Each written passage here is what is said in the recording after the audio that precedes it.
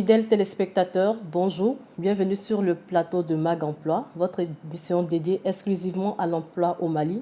C'est toujours un plaisir de vous revoir chaque semaine pour parler d'un nouveau sujet sur l'emploi. Cette semaine, nous nous sommes intéressés au réseautage. Est-il un élément nécessaire dans le recrutement, dans la recherche d'emploi aujourd'hui? Nous en discuterons tout à l'heure avec nos deux invités présents sur le plateau. À cet effet, nous recevons M. Mahamadoun Abdoulaye Traoré, qui est le responsable RH, cofondateur et directeur général de Sanuva. Bonjour, Monsieur Traoré. Bonjour. Bienvenue sur le plateau. Merci. D'accord.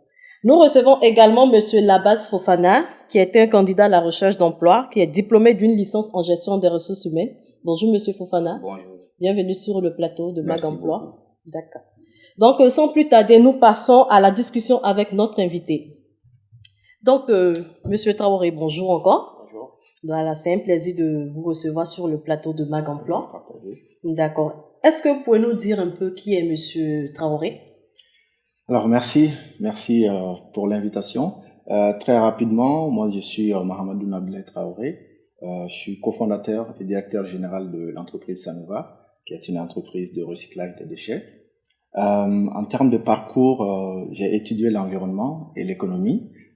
J'ai fait mes classes en France et à la fin de mes études, j'ai travaillé dans ce domaine. Et il y a quelques années, j'ai décidé de revenir au Mali pour mettre en place une entreprise dans le domaine de l'environnement. D'accord, c'est encouragé. Merci. D'accord, donc comme je le disais tantôt, avec vous, on va parler du réseautage. Pour vous, nous entendons parler de plus en plus de réseautage. Pour vous, que signifie-t-il le réseautage? Les réseautages, je ne pense pas qu'il y ait une définition classique, mais pour moi, qui utilise, on va dire, les réseautages dans la vie courante, je peux dire que c'est peut-être l'ensemble des techniques qu'on peut utiliser pour entretenir ces relations. Okay. Alors, les relations, ça peut être des relations professionnelles, ça peut être des relations personnelles, des relations amicales, des relations familiales. Donc aujourd'hui, pour moi, c'est cela le réseautage. Ok.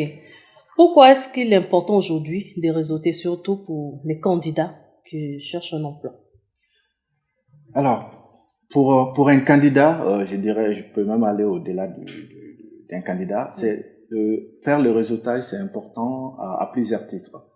D'abord pour déjà maîtriser dans quoi on se lance. Si je prends le cas, par exemple, d'un chercheur d'emploi, il y a beaucoup de jeunes diplômés aujourd'hui qui sortent de nos universités et qui font, si je prends par exemple le domaine du droit, qui sont diplômés en droit, mais qui ne savent pas forcément vers quelle spécialité du droit ils peuvent s'orienter pour chercher de l'emploi.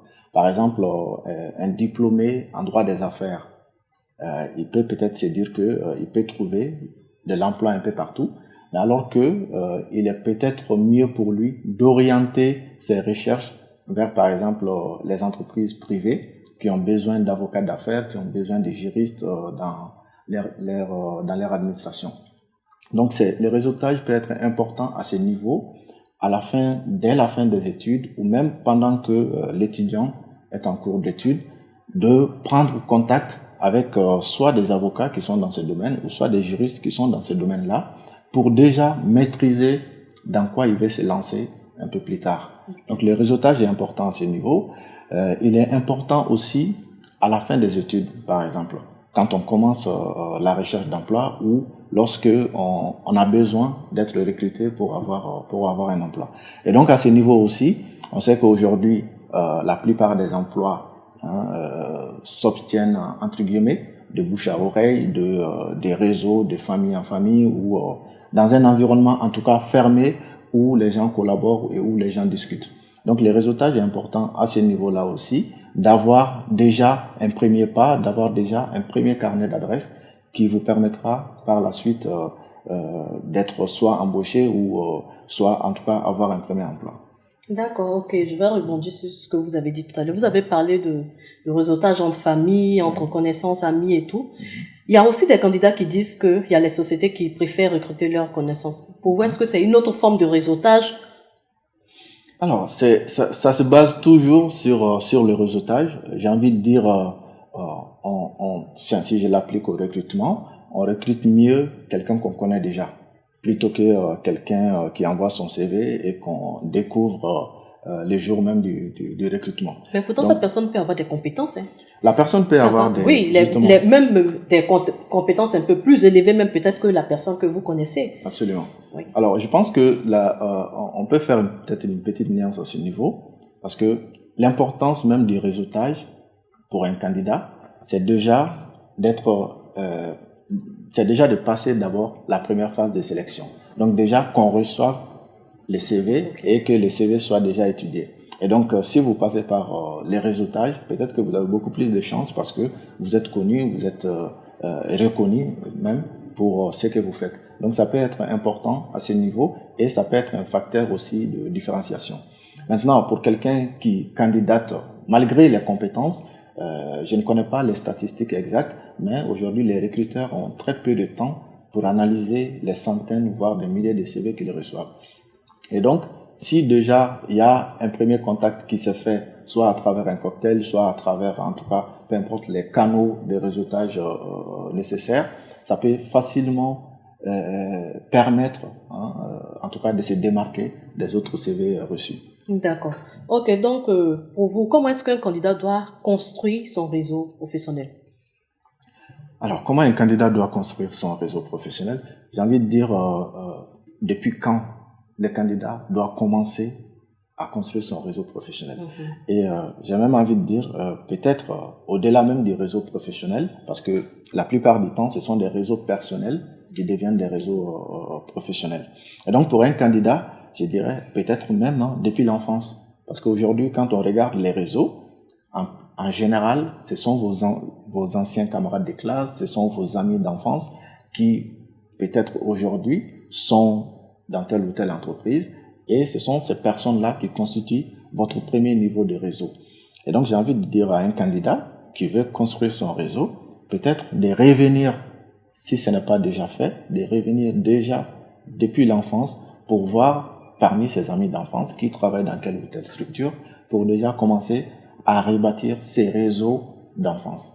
Et puis après, il y a les niveaux lycée, il y a les niveaux universitaires, où on a encore d'autres niveaux de réseau qui peuvent être assez intéressants si on veut construire un carnet d'adresses assez important. Et donc ça, c'est la périodicité, quand il faut commencer les réseautages. Alors, comment faire les réseautages? Je dirais, il y a plusieurs pistes pour faire les réseautages. Il y a aujourd'hui des cocktails, il y a aujourd'hui des conférences, il y a des séminaires dans lesquels on peut facilement rencontrer des intervenants, on peut rencontrer plusieurs profils qui sont soit dans votre domaine ou qui sont des personnes que vous pouvez utiliser pour atteindre votre cible, entre guillemets. Et donc, à ce niveau-là, il y a plusieurs possibilités. Je disais à un jeune il n'y a pas longtemps qui m'a demandé si je pouvais le mettre en relation avec telle personne. Je lui ai dit que telle personne m'a coûté 200 000 francs.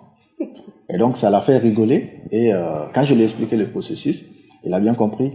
Parce que pour avoir cette personne, j'ai dû débourser une telle somme d'argent pour aller à un séminaire qui coûtait X francs. Et donc, c'est à ce séminaire-là que j'ai rencontré le monsieur en question. Et puis après, j'ai invité le monsieur à déjeuner ensemble pour ensuite construire petit à petit ses réseaux. Et donc, les jeunes qui étaient en face de moi pensaient que on pouvait se lever un jour, avoir le contact du président de la République sans passer par certains processus. Et donc, il y a plusieurs étapes, il y a plusieurs façons de construire son réseau. Aujourd'hui, on a les réseaux professionnels de type LinkedIn, pour ne pas citer d'autres réseaux. Mais il y a plusieurs canaux, les canaux digitaux, il y a d'autres canaux à travers les événements où on peut facilement se faire un réseau. Ok, d'accord. C'est bien noté. Je pense que les candidats à la recherche d'emploi qui nous suivent ont compris plus ou moins ce que vous voulez dire. Donc, il faut savoir aussi que il peut aussi y avoir des erreurs à éviter. Par exemple, quand on bâtit son réseau. Quelles sont quelques erreurs qu'il faut éviter, surtout quand on est débutant dans la construction d'un réseau professionnel? Quelles sont quelques erreurs que les candidats ne doivent pas faire quand ils sont en train de construire leur réseau? Alors, je vais être vaste un petit peu dans la réponse pour ne pas cibler uniquement les candidats, Oui. mais peut-être même les porteurs de projets, les entrepreneurs également. Ok. Je dirais la première des choses à ne pas faire dans les réseautages, en tout cas dans un début de réseautage, c'est d'aller demander directement de l'argent. Ok. Si vous rencontrez par exemple, je sais pas moi, un investisseur, un banquier, même si vous avez besoin d'argent, les jours où vous rencontrez la personne en question, ce n'est pas forcément ces jours où vous devrez parler d'argent et ce n'est pas forcément ces jours où vous devrez par exemple étaler votre, je sais pas moi, votre budget.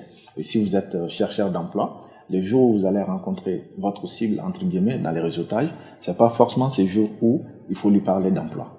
La première approche doit être vraiment une approche fluide où vous vous présentez, vous discutez et puis vous essayez d'échanger les contacts et par la suite vous entretenez ces débuts de réseautage. Donc ça c'est une erreur que beaucoup de jeunes commettent et quand ils rencontrent la personne directement, ils pensent que c'est en ce moment qu'il faut parler de toutes ses ambitions, de tout ce qu'on a envie de faire. Et des fois ça peut faire fuir l'interlocuteur en face de vous. Et deuxième erreur, peut-être, à ne pas commettre, hein, c'est, comment dirais-je, c'est de mélanger les réseaux. Hein, et il faut faire une sorte de ciblage. Aujourd'hui, par exemple, même au niveau parti politique, au niveau des institutions, vous pouvez voir, par exemple, dans certaines institutions, vous verrez que le directeur est peut-être en conflit avec le directeur adjoint ou dans une organisation ou dans un parti. Il peut y avoir deux profils qui ne peuvent pas s'entendre. Et donc, vous ne pouvez pas être ami avec l'un et être ami avec l'autre. Donc, c'est à vous de définir vos priorités. Et donc, si je prends par exemple le domaine de la télécommunication, si vous êtes un entrepreneur et vous avez envie d'avoir un carnet d'adresses ou en tout cas de développer vos prestations dans le domaine de la télécommunication, si vous êtes chez X, vous ne pouvez pas forcément être chez Y sans vexer l'une des deux parties. Donc, il faut, à ce niveau-là, définir vos priorités. Quelle cible peut m'apporter, comment dirais-je, mes objectifs escomptés. Donc, je dirais que en termes de réseautage, les horaires à éviter, ça va être à ces deux niveaux-là. Ok, d'accord, c'est bien. Ok, donc nous avons compris, nous avons tenu compte de toutes les réponses de Monsieur Traoré. Nous passons directement au débat du jour, c'est juste après le jingle.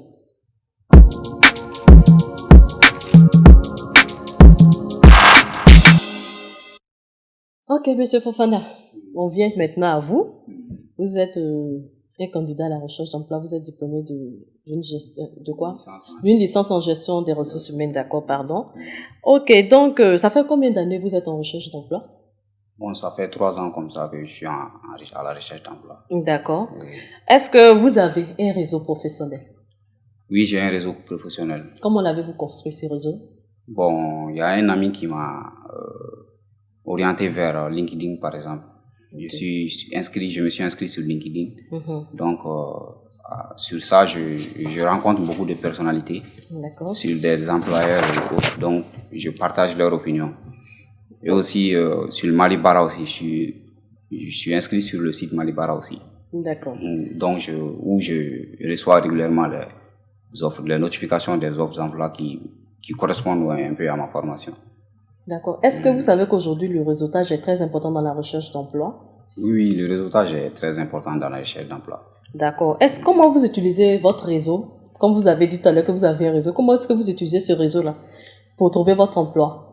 Bon, j'ai tout d'abord créé mon profil. Donc, tout le temps, je mets à jour mon profil aussi. Parce que pour attirer l'attention des recruteurs aussi, il faut avoir une bonne photo, une bonne image, une bonne impression de vous-même. Okay.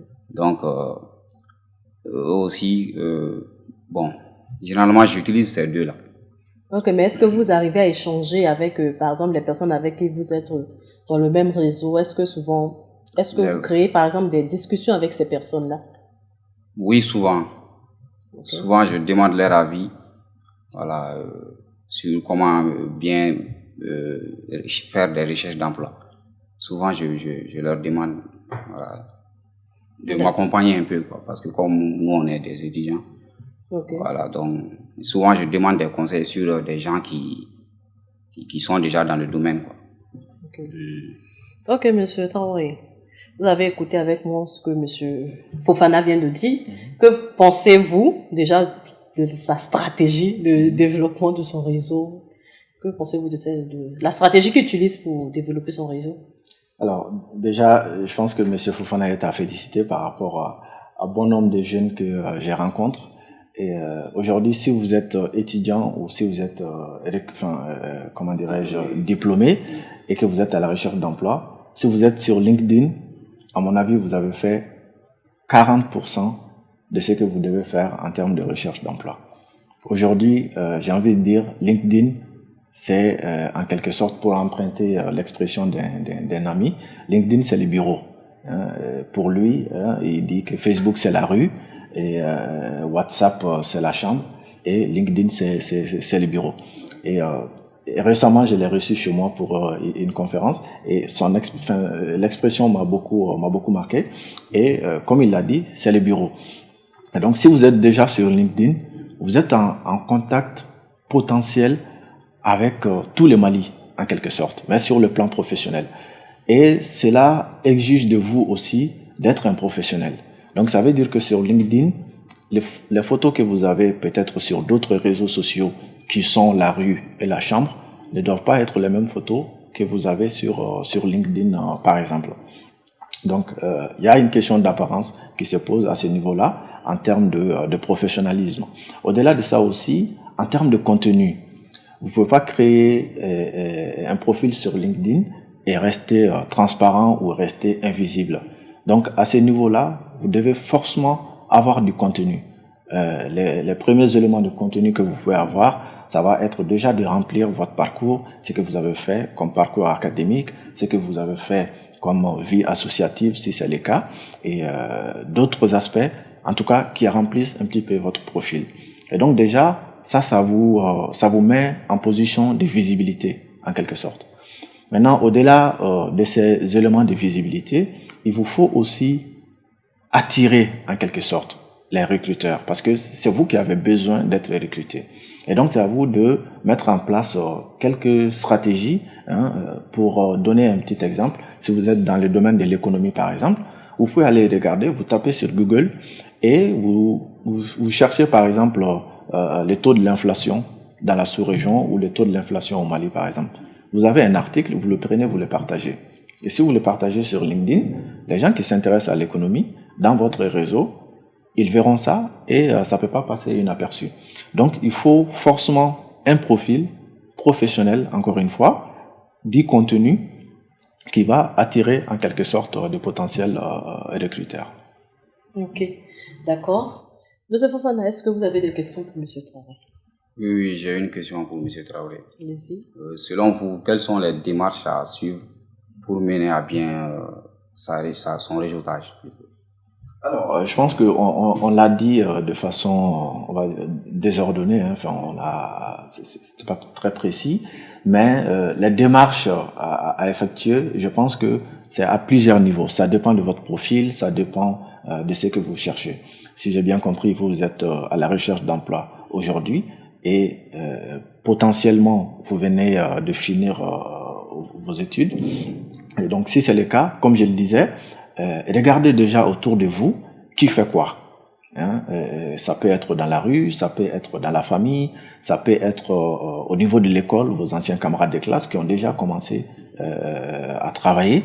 Donc, faites déjà un petit diagnostic à ce niveau-là. Qui fait quoi parmi vous? Et par rapport à l'ensemble de ces éléments que vous allez avoir, essayez de voir qui est-ce que je peux contacter pour entrer en contact. Et donc, comment je contacte cette personne-là?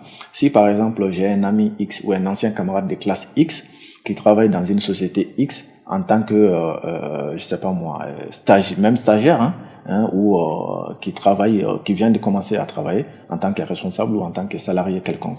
Et donc, j'essaie de voir dans son département, si ça m'intéresse, dans son département, qui est le responsable. À travers juste le nom de son responsable, vous avez potentiellement une piste de début de réseautage. Vous prenez son nom, vous le mettez dans Google ou vous le mettez sur LinkedIn, son nom va apparaître, son profil va apparaître. vous entrez en contact avec lui. Et quand vous entrez en contact avec lui, ce n'est pas à lui forcément de faire la première démarche. Ce n'est pas à lui de venir vers vous parce que c'est vous qui êtes allé faire une demande. Et donc, vous l'écrivez, Monsieur X, bonjour, je suis ancien étudiant de tel ou tel machin et mon ancien camarade de classe travaille avec vous et je me suis autorisé à vous chercher sur LinkedIn et puis à entrer en contact avec vous. N'hésitez pas à partager avec moi si éventuellement des postes se libèrent. Voilà. Donc, des petites attentions, des petits éléments de présentation comme ça pour vous permettre comment dirais-je, de vous présenter déjà à la personne. Ça, c'est déjà un bon début. Donc ça, c'est côté numérique. Maintenant, côté physique, vous êtes, aujourd'hui, on a partout, tous les jours, on a des conférences, on a des séminaires. Il y en a qui sont payants, il y en a qui sont gratuits. Vous avez la possibilité aujourd'hui d'aller dans ces conférences-là. Et à la fin de la conférence, vous faites une petite carte de visite. Vous n'avez pas besoin d'être salarié aujourd'hui ou d'être dans une boîte pour avoir une carte de visite. Vous mettez juste votre nom et un numéro de téléphone, ou sinon vous confectionnez une carte de visite virtuelle que vous pouvez envoyer sur WhatsApp ou via un autre moyen à la personne qui est en face de vous. Donc à la fin de la conférence, vous prenez contact avec l'intervenant et vous vous présentez et vous essayez d'obtenir de lui, en tout cas, un moyen d'être en contact avec lui. Donc je pense que c'est, pour résumer, pour ne pas être vague, ce sont ces quelques éléments, en tout cas, de démarchage, entre guillemets, que vous pouvez entamer pour développer votre réseau ou pour les mettre en place. Ok, d'accord. Je pense que M. Fofana a bien compris. Ok, d'accord. Donc, nous disons merci à M. Traoré pour ces différentes réponses qui, c'est sûr, aideront les candidats et même les professionnels aussi à mieux développer les réseaux professionnels et tout. Donc, nous passons maintenant aux astuces. C'est juste après les jingles.